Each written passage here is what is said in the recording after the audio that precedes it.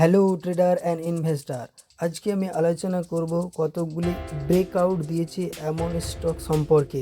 Breakout দিয়েছে অর্থাৎ শেয়ারগুলি তার সাপোর্ট জোনকে ব্রেক করে নতুন রেজিস্ট্যান্স তৈরি করতেছে।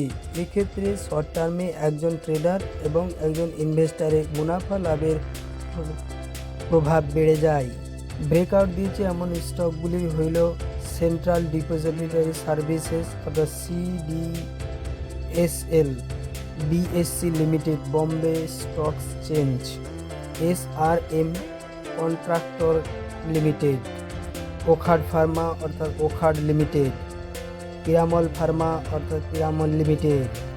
এক্ষেত্রে আমরা সর্বপ্রথমে আলোচনা করব CDSL সম্পর্কে।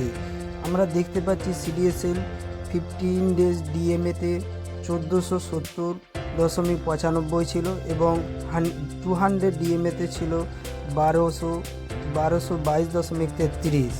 এক্ষেত্রে আমরা দেখতে পাচ্ছি 10 ডে ডিএমএর দ্বারাই CDSL তার নতুন ব্রেকআউট তৈরি করার চেষ্টা করছে, যা হলো 1685.5 পয়সা।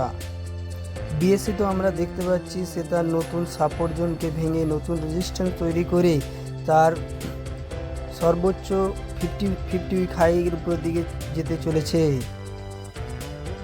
SRM কন্ট্রাক্টর লিমিটেড তার সেল অর্থাৎ ব্যবসাতে রেভিনিউতে 107.87% বৃদ্ধি করেছে ইয়ার টু ইয়ার, এবং তার ভলিউমে আমরা দেখতে পাচ্ছি যে তার ভলিউম আগের সপ্তাহ হইতে এই সপ্তাহে বৃদ্ধি পেয়েছে।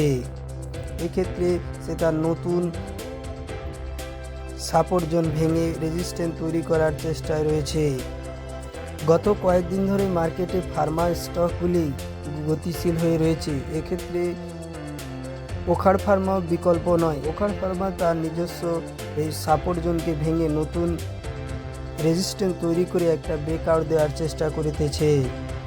সমপরিমাণভাবে পিরামল ফার্মাও কয়েকদিন ধরে নতুন 50 উইক হাই ক্রিয়েট করে আরও একটা নতুন ব্রেকআউট দেওয়ার চেষ্টা করিতেছে। আজকে এই পর্যন্তই বন্ধুরা, ভালো থাকবেন, সুস্থ থাকবেন, আমার চ্যানেলটিকে সাবস্ক্রাইব করবেন।